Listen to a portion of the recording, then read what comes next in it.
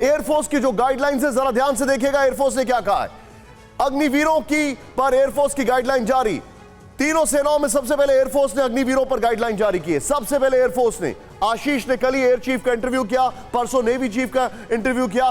पहली बार इस खबर के बाद इंडियन टेलीविजन पर इनका इंटरव्यू करने वाले आशीष हैं। यहां पर गाइडलाइन के मुताबिक अग्निवीरों को अपनी 4 साल की नौकरी पूरी करनी होगी। नेक्स्ट चेंज करें बड़ा तेजी से, 4 साल की नौकरी पूरी करना है।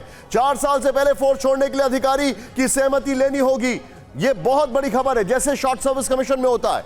अग्निवीर सभी सैन्य सम्मान और पुरस्कार के हकदार होंगे। Brilliant, absolutely superb. अग्निवीरों को साल में 30 दिन की छुट्टी भी दी जाएगी। साल में 30 दिन यानी आप 4 साल में आप समझ लीजिए 4 महीने की छुट्टी।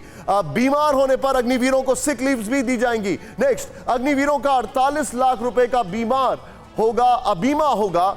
ये बीमा होगा जो कि उनकी सर्विसेज के बाद प्रभावी रहेगा। अग्निवीरों को कहीं भी किसी भी तरह पर ड्यूटी पर भेजा जा सकता है। ये बहुत बड़ी बात है। मैं चाहूंगा इसी को रखें और नीचे जो हमारी पहली खबर थी उसकी ब्रेकिंग रखें। मैं सीधे जनक शंकर प्रसाद सर के पास चलूंगा। सर, मैं आपसे 2-3 चीजें समझना चाहूंगा।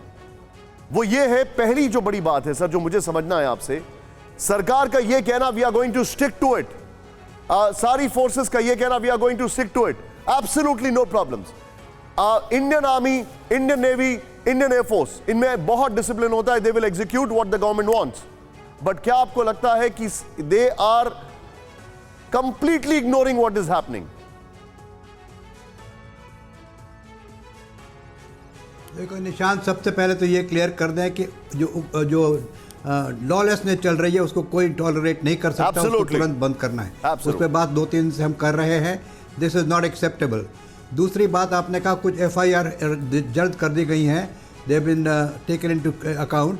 जो बच्चे उसमें दिखेंगे उनको तो फौज में भर्ती करने का सवाल ही पैदा नहीं होता।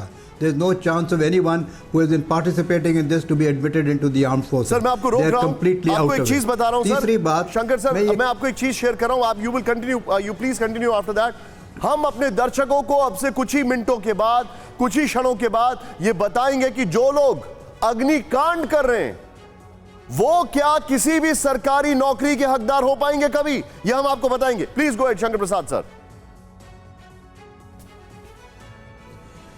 देखिए, आपने 2-3 पॉइंट बताए जो एयरफोर्स की तरफ से आए हैं आज। पहला आपने बताया कि इनको अब मेडिकल फैसिलिटीज़ दी जाएंगी। मुझे अभी इस समय तक ये डाउट है कि मेडिकल फैसिलिटीज़ केवल 4 साल के दौरान दी जाएंगी कि जितनी उनकी ज़िंदगी है पूरी ज़िंदगी भर मेडिकल फैसिलिटीज़ उनको अवेलेबल होगी। ये पॉइंट अभी तक क्लियर नहीं हुआ है। दूसरा पॉइंट, आपने कहा कि इनको इंश्योरेंस मिलेगी। इंश्योरेंस केवल 4 साल की इंश्योरेंस है कि लाइफ लॉन्ग इंश्योरेंस है? अगर लाइफ लॉन्ग इंश्योरेंस है तो 4 साल के बाद इनका प्रीमियम कौन भरेगा? क्या सरकार भरेगी कि अपने आप भरेंगे, या ये 4 साल के अंदर लाइफ इंश्योरेंस हो जाएगी? चौथी बात, आपने ये कहा कि discharge only with proper authority sanction, वो परफेक्टली ऑल राइट है। देखो निशांत, अभी तक जितनी बातें आई हैं पिछले 4-5 दिन में, वो रोज़ कुछ ना कुछ बदली हो रही हैं। चाहे सर्विस कंडीशंस के बारे में हो, चाहे इंश्योरेंस के बारे में हो, चाहे मेडिकल के बारे में हो, चाहे ऑनर्स एंड अवार्ड्स के बारे में हो।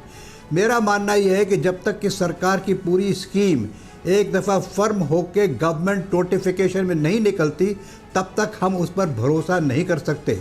आई do not know what to believe, what you are saying to believe, what the press conferences are saying to believe. आधी बात तो समझ में पूरी आई भी नहीं है अभी, हालांकि मैं बहुत कोशिश कर रहा हूँ कि समझ में आ जाए, लेकिन जब तक ये लिखत में नहीं आएगी तब तक समझना कठिन है। आप कहते हैं 10% रिजर्वेशन होगा गवर्नमेंट सर्वेंट्स में, यानी कि 10% रिजर्वेशन होगा जैसे कि हमारी पुलिस फोर्सेज हैं, जैसे कि हमारी एलीट SPG है, एलीट NSG है, कोस्ट गार्ड्स हैं, इनमें सब में भर्ती होगी, 10% का रिजर्वेशन रहेगा। इसमें सवाल ये पैदा होता है कि सब जगह 10-10% का रहेगा, कि पूरा 10% मिला के एक ही जगह रहेगा, ये भी डाउट है। क्लैरिटी की जरूरत है। मैं आपको थोड़ा सा रोकूंगा सर, थोड़ा I am coming back to you sir. बहुत बड़ी चीज एक दिखा रहा हूं, सीधे प्ले ऑन करें। जो वैकेंसीज हैं हमारे सामने, ये देखना बहुत जरूरत है।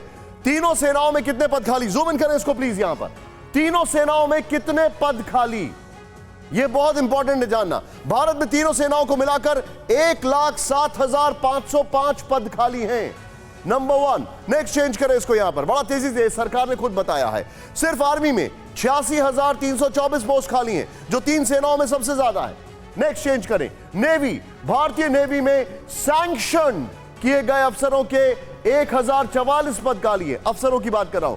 नाविकों और दूसरी रैंक के अधिकारियों के 12317 पद खाली हैं। एयरफोर्स, इंडियन एयरफोर्स की अगर बात करें, इंडियन एयरफोर्स में अफसरों के खाली पदों की संख्या 589 है और एयरमैन स्टाफ जो है उसके कुल खाली पदों की संख्या 7231 है। पैरामिलिट्री फोर्सेस सरकारी आंकड़ों के मुताबिक 73,219 पद खाली हैं। पुलिस फोर्स, देश में पुलिस फोर्स में करीब 5,30,000 पद खाली हैं। अकेले यूपी में 1 लाख से ज्यादा पुलिस पोस्ट नहीं भरी गई हैं। सिर्फ यूनियन टेरिटरी में ही पुलिस विभाग में 18,124 पद खाली हैं।